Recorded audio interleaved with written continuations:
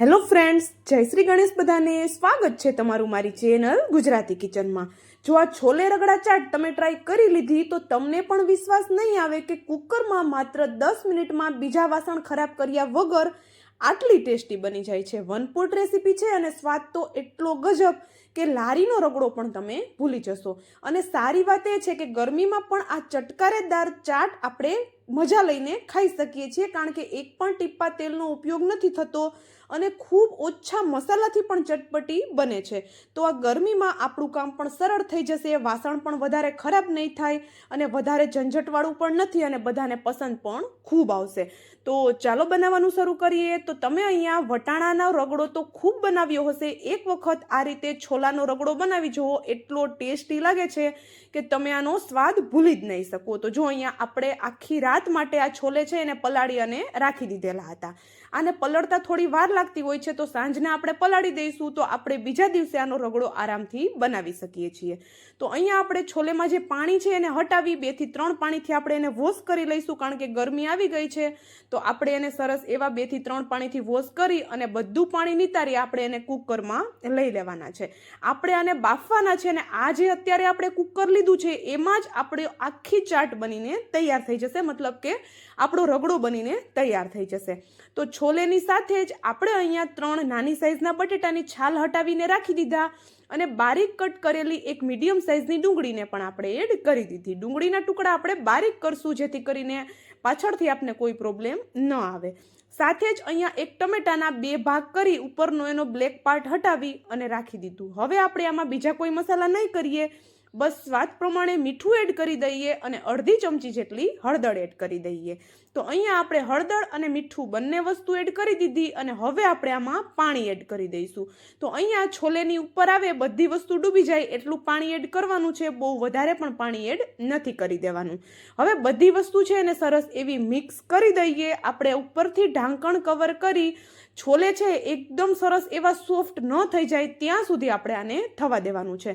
તમારું કુકર કેવડું અને કેવું છે એ ઉપર આધાર રહેશે કે કેટલી સીટી આપણે આમાં કરવાની છે. મેં અત્યારે બાફતી વખતે એમાં સોડા એડ નથી કરેલા, પણ જ્યારે મેં સાંજના છોલે પલાળ્યા ગરમ પાણીમાં ત્યારે મેં એમાં 1 ચપટી જેટલા સોડા એડ કરેલા હતા. તો હવે અહીંયા આપણી જે સીટી છે એ થાય છે, આપણા છોલે ચડે છે ત્યાં સુધીમાં આપણે એનો એક મસાલો બનાવીએ. તો મસાલામાં આપણે અહીંયા એક તવા ઉપર 4 જેટલા તીખા મરચાં લીધા છે સૂકા અને સાથે 2 ચમચી જેટલું જીરું લઈ લીધું છે.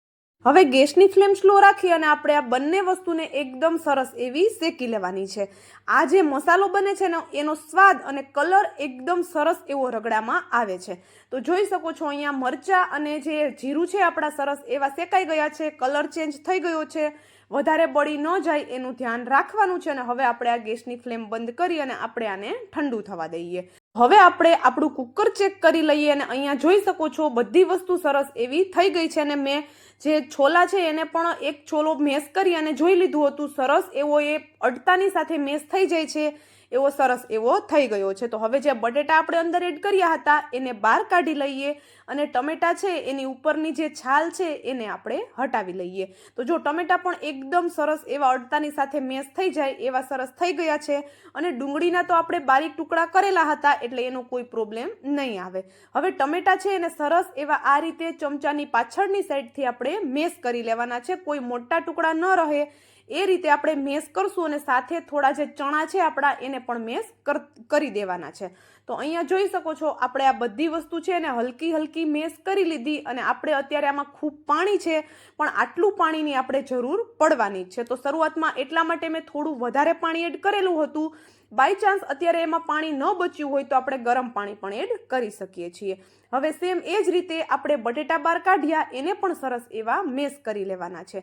તો કોઈ મોટો ટુકડો ન રહી જાય એ રીતે આપણે એને મેશ કરી લેવાના છે અને બહાર કાઢી અને બટેટાને મેશ કરવાનું કારણ એ જ છે કે આપણે જો આ ચણા છે એની સાથે મેશ કરશું તો એમાં મોટા ટુકડા રહી જશે અને એનું જે ટેક્સચર આવવું જોઈએ એ ટેક્સચર નહીં આવે. એટલા માટે આપણે પ્લેટમાં લઈ બટેટાને અને સરસ એવા મેશ કરી લઈએ અને સરસ એવા મેશ થઈ ગયા પછી આપણે જે ચણા બાફેલા છે તેમાં એડ કરી દેવાના છે.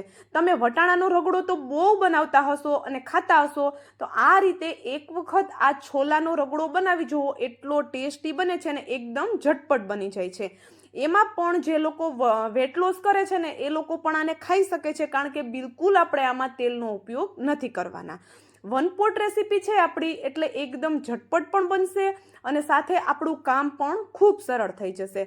એવું નથી કે કામ સરળ થઈ જશે એટલે તો આપણો સ્વાદ આપણી રેસીપીમાં નહીં આવે. એક વખત બનાવી અને પછી તમે મને કોમેન્ટ કરજો, એટલો ચટપટો બને છે ને કે તમે આને વારંવાર બનાવશો. તો ચાલો, બટેટા મેશ કરેલા છે એને પણ આપણે એડ કરી દીધા અને સરસ એવા આપણે એને મિક્સ કરી દીધા. તો એને આપણે થોડીવાર સાઈડમાં રાખી આપણે શેકેલા મરચાં અને જીરુંનો પાવડર બનાવી લઈએ. દરદરો એવો આપણે એનો પાવડર બનાવી લીધો અને તમે અહીંયા કાશ્મીરી મરચાં પણ ઉપયોગમાં લઈ શકો છો. હવે રગડો છે એને સાઈડમાં આપણે ઉકળવા માટે રાખી દીધો હતો. તો હવે આપણે એમાં સ્વાદ પ્રમાણે મીઠું એડ કરીએ. બાફતી વખતે એડ કરેલું હતું એટલે અત્યારે ઓછું જ એડ કર્યું છે. અડધી ચમચીથી ઓછી હળદર એડ કરી દીધી, 1 ચમચી જેટલું લાલ મરચું પાવડર એડ કરી દીધું અને 1 ચમચી જેટલું ધાણા જીરું પાવડર એડ કર્યો. વધારે આપણે આમાં કોઈ મસાલા નથી કરવાના, રેગ્યુલર મસાલા જ કરવાના છે. તો અડધી ચમચીથી ઓછો સંચળ પાવડર આપણે એડ કરી દીધો. જો હોય તો ચોક્કસ એડ કરજો, ખૂબ જ સરસ એવો એનો સ્વાદ આવે છે. હવે શેકેલા જીરા અને મરચાંનો પાવડર આપણે 2 ચમચી જેટલો એડ કરેલો છે. એ આપણો જે મસાલો છે એનાથી આ જે આપણો રગડો બને છે એનો કલર એકદમ જોરદાર આવશે અને સ્વાદ તો એકદમ સરસ આવવાનો જ છે. હવે બધા મસાલા મિક્સ કરી દીધા પછી મેં અહીંયા 1/4 કપ જેટલું ગોળ અને આંબલીનો પલ્પ એડ કરેલો છે. જો તમે ખાલી આંબલીનો પલ્પ લેતા હોય તો અહીંયા 3 થી 4 ચમચી જેટલો આંબલીનો પલ્પ તમારે લેવાનો છે. ચાટ બનતી હોય અને આંબલીનો પલ્પ ન જાય એવું તો બને જ નહીં, પણ જો તમે આંબલી ન ખાતા હોય તો આંબલીની જગ્યાએ 1 કે પછી 1.5 મોટા લીંબુનો રસ એડ કરી દેવાનો છે, પણ એ આપણે લાસ્ટમાં એડ કરવાનો છે. તો જો અહીંયા આપણે હવે રગડો છે એ ઘટ થઈ જાય ત્યાં સુધી સતત એને ઉકાળવાનો છે. તો હાઈ ગેસની ફ્લેમ પર તમે આને ઉકાળી શકો છો અને જો ચણા છે આપણા એ બફાઈ ગયા પછી માત્ર 5 થી 7 મિનિટ કે પછી વધીને 10 મિનિટમાં આ રગડો બનીને તૈયાર થઈ જાય છે. ગરમા ગરમ તમે આને પાણીપુરીની પૂરી સાથે સર્વ કરો, ચાટ પૂરી સાથે સર્વ કરો. આ રગડાથી તમે ઘણી બધી ચાટ બનાવી શકો છો અને તમે કલર જોઈ શકો છો રગડાનો એકદમ સરસ આવી ગયો છે. ઉપરથી લીલા ધાણા પણ આપણે એડ કરી દીધા અને તમારે ગરમ ગરમ સર્વ કરવો હોય તો તમે આને થોડો હજુ ઘટ કરી શકો છો. થોડી વાર રહીને જો એને સર્વ કરવાના હોય તો અહીંયા આ થોડી વાર પછી થોડો ઘટ તો આમ પણ થઈ જવાનો છે. તો હવે આપણે ગેસની ફ્લેમ બંધ કરી દીધી અને રગડાને આપણે નીચે ઉતારી લીધો. ખૂબ ઓછા મસાલાથી એકદમ ચટાકેદાર બને છે. આ રગડાને તમે પૂરી પરાઠા સાથે પણ સર્વ કરી શકો છો. તેલ વગર બને છે તો ઉનાળામાં પણ ખાવાની ખૂબ મજા આવશે. તો અહીંયા આપણો ગરમા ગરમ રગડો રેડી છે. તો હું અહીંયા આ રીતે જે રેડીમેડ પાણીપુરીની પૂરી આવે છે એની સાથે એને સર્વ કરું છું, મતલબ કે પૂરીને તોડી અને ચાટની જેમ આપણે એને સર્વ કરીએ છીએ. તો અહીંયા તમારી પાસે જો ચટણીઓ રેડી હોય તો 10 મિનિટમાં તમે આ ચાટ બનાવી શકો છો. ખજૂર આમલીની ચટણી છે એ તો તમે સ્ટોર કરીને ફ્રીઝરમાં પણ રાખી શકો છો અને જ્યારે પણ આવું કંઈક ચટપટું ખાવાની ઈચ્છા થાય ત્યારે તમે ઇન્સ્ટન્ટ બનાવી શકો છો. સાથે આપણે અહીંયા ગ્રીન ચટણી પણ એડ કરેલી છે. તો તમારી પાસે ગ્રીન ચટણી ન હોય કે તમને બનાવવાની વધારે ઈચ્છા ન હોય તો ખજૂર આમલીની ચટણી સાથે પણ આ એટલો ટેસ્ટી લાગે છે. તો અહીંયા જોઈ શકો છો આપણે પૂરીની ઉપર રગડો રેડી દીધો. ઉપરથી આપણે થોડા એવા મરચાંના ટુકડા એડ કરીએ, સાથે બારીક કટ કરેલી ડુંગળી એડ કરી દઈએ. જો ડુંગળી ન ખાતા હોય તો તમે સ્કીપ કરી શકો છો. અને સાથે ખજૂર આમલીની ખટ્ટી મીઠી ચટણી એડ કરી દઈએ. આ ચટણી મારી પાસે સ્ટોર કરેલી પડેલી જ હોય છે તો મારું કામ ખૂબ સરળ થઈ જાય છે. સાથે ઉપરથી બારીક સેવ એડ કરી દીધી અને આપણો ગરમા ગરમ રગડો તૈયાર છે. જો વિડીયો થોડો પણ પસંદ આવ્યો હોય તો લાઇક, શેર અને ચેનલ પર નવા હોય તો જલ્દીથી ચેનલને સબસ્ક્રાઇબ કરી દેજો આવા જ નવા વિડીયો જોવા માટે. તો ચાલો હવે મળશું આવા જ એક નવા વિડીયો સાથે. ત્યાં સુધી જય શ્રી ગણેશ બધાને એન્ડ થેન્ક યુ ફોર